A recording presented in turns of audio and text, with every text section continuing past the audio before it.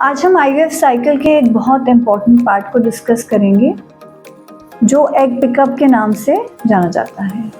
Egg pickup या ovum pickup जिसे हम अपने लैंग्वेज में कहते हैं।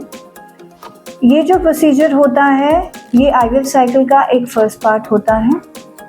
जब पेशेंट एक आईवीएफ साइकिल में एनरोल होता है तो उन्हें हम इंजेक्शन स्टार्ट करते हैं जिन्हें गोनाडोट्रोपिन्स कहते हैं। ये इंजेक्शंस पेशेंट्स को हम 9 से 10 दिन लगाते हैं और इस दौरान हम 2-3 बार अल्ट्रासाउंड करते हैं और एग्स को फॉलो करते हैं। जब एग्स हमें दिखते हैं कि प्रॉपर साइज़ के और प्रॉपर क्वांटिटी में बन चुके हैं तब ये प्रोसीजर प्लान किया जाता है।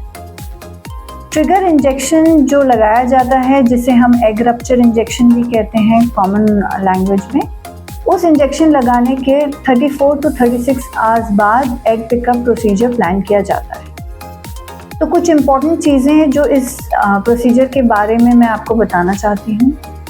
सबसे पहली चीज़ कि ये जो प्रोसीजर होता है ये अंडर एनेस्थीसिया किया जाता है, एक ऑपरेशन थिएटर में किया जाता है। तो इसीलिए हम जनरली पेशेंट को एनपीओ बुलाते हैं। एनपीओ इज़ नील पर ओरल। पेशेंट को खाली पेट क्लिनिक पे जिस टाइम पे डॉक्टर ने बताया है उस टाइम पे आना होता है। इस प्रोसीजर में 10 से 15 मिनट का टाइम लगता है और उसके बाद पेशेंट को ओटी के बाहर शिफ्ट कर दिया जाता है। कुछ 2 से 3 घंटे के बाद पेशेंट रिकवर हो जाता है फ्रॉम एनेस्थीसिया और उसके बाद patient is good to go. ज़्यादातर पेशेंट्स को 4-5 घंटे के बाद हम डिस्चार्ज कर देते हैं सेम डे। अब कुछ चीज़ें जो एग पिकअप के बाद पेशेंट्स को ध्यान रखना है जो उन्हें प्रॉब्लम्स हो सकती हैं।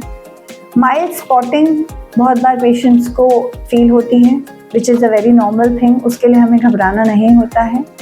एंड लोअर अब्डोमिनल डिस्कम्फर्ट, ये 2 चीज़ें बहुत कॉमन है पिकअप के बारे में, ज़्यादातर पेशेंट्स को हो सकती हैं और इनको कवर करने के लिए जनरली डॉक्टर्स मेडिसिन प्रिस्क्राइब कर देते हैं।